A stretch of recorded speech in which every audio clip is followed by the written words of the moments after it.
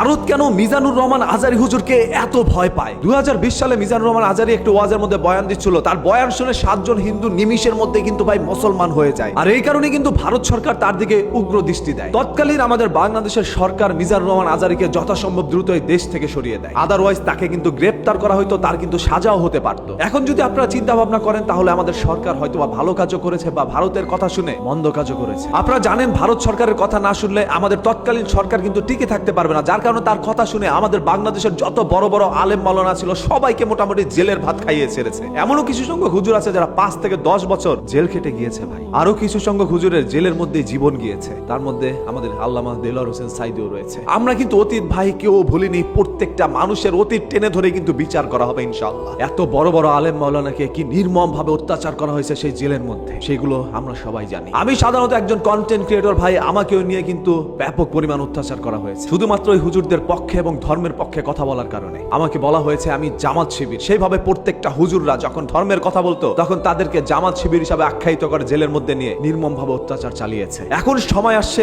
একের পর এক সেই সকল অত্যাচারকারীদের বিচার করা। আপনারা জানেন ভারত সরকার এখন আমাদের বাংলাদেশের বিপক্ষে গিয়ে দাঁড়িয়েছে, কারণ বাংলাদেশের তৎকালীন সরকার এখন আমাদের বাংলাদেশের মধ্যে নাই। যেমন ধরেন ভারতের একটি টিভি চ্যানেল রিপাবলিক বাংলা, ইন্ডিয়ার এত বড় একটি টিভি চ্যানেল কিভাবে আমাদের বাংলাদেশকে নিয়ে এইভাবে বক্তব্য দিতে পারে? একটি নিউজ চ্যানেলের কাজ হচ্ছে যেটা সত্য সেটা তুলে ধরা, তবে একটি দেশের উপরে আঙুল তুলে মিথ্যা অপবাদ দেওয়া কিন্তু একটি নিউজ চ্যানেলের কাজ হতে পারে না। আপনারা যারা ইন্ডিয়ান নাগরিক আছেন তারা আজকে হারে হারে বুঝতে পারছেন বাংলাদেশের নাগরিক যদি আপনাদের দেশের মধ্যে না যায়, পর্যটক হিসাবে যদি আপনাদের দেশের মধ্যে তারা অবস্থান না করে, তাহলে আপনাদের ব্যবসায়ীদের কি অবস্থা হতে পারে। বাংলাদেশের কিছু সংখ্যক টুরিস্ট মুসলমান ছিলেন যাদের উপরে তারা অন্যায়ভাবে অত্যাচার চালিয়েছেন শুধুমাত্র আমাদের বাংলাদেশ থেকে তৎকালীন সরকার পদত্যাগ করার কারণে বা পালিয়ে যাওয়ার কারণে। বুঝলাম না ভাই, চেতলে হয়তো বা আওয়ামী লীগ চেততে পারে, তবে কেন ময়ূক রঞ্জন ঘোষ চেতে গেল? শেখ হাসিনা হয়তো বা আমাদের বাংলাদেশের সরকার ছিল, তবে ইন্ডিয়ার সরকার তো তিনি ছিল না। আমাদের বাংলাদেশের শেখ হাসিনা সরকার থাকাকালীন অবস্থায় কিন্তু হিন্দুদের উপরে মাঝে মাঝে অন্যায় অত্যাচার করা হইতো। কিছু কিছু জায়গায় কিন্তু মন্দিরও ভাঙা হয়েছে, তবে তখন কিন্তু ইন্ডিয়া তাদেরকে কিচ্ছু বলতো না। আর এখন হিন্দুদের উপরে পান থেকে চুন খসলে কিন্তু নানা ধরনের অপবাদ এবং হিংস্রতার প্রকাশ ঘটায় তারা। এর পিছনে রহস্য কি? বাংলাদেশ কি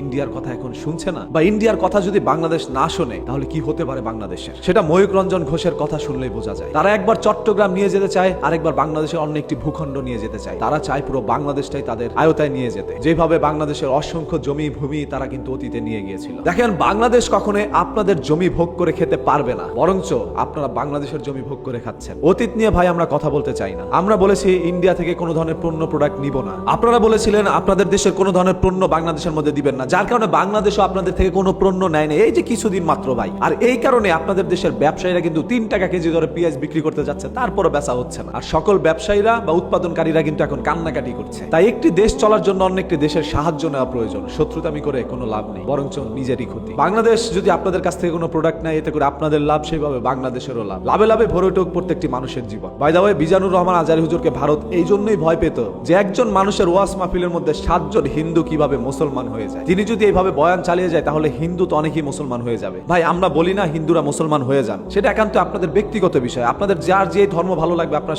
সেই ধর্মই পালন করেন, তবে কেউ কারো ধর্মের উপরে হস্তক্ষেপ করতে আইছেন না। তারপরও ভাই এখানে অনেক নিটিজেনরা রয়েছেন, অনেক বুদ্ধিমান ব্যক্তিরা রয়েছেন। আপনাদের কাছে এই বিষয়গুলো কি মনে হয় আপনারা একটু কমেন্ট করে জানান। কমেন্ট বক্সটা ভাই উন্মুক্ত করে দেওয়া হলো, দেখতে চাই আপনাদের সবার এক একটি কমেন্ট। তবে বাংলাদেশের উপরে যা কিছুই হোক না কেন, আমার কাছে মনে হচ্ছে বাংলাদেশের জনতা এবার ভারতের কথা শুনে বাংলাদেশ চালাবে না।